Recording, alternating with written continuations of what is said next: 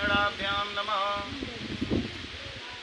ओम सची पुरंदराभ्यां नमः।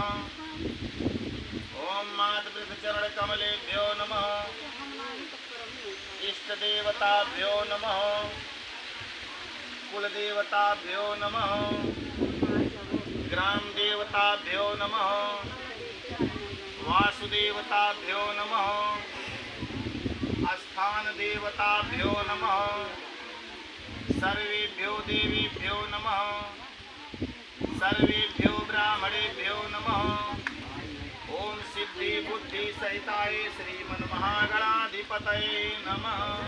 चलो ओम श्री गुरु चरण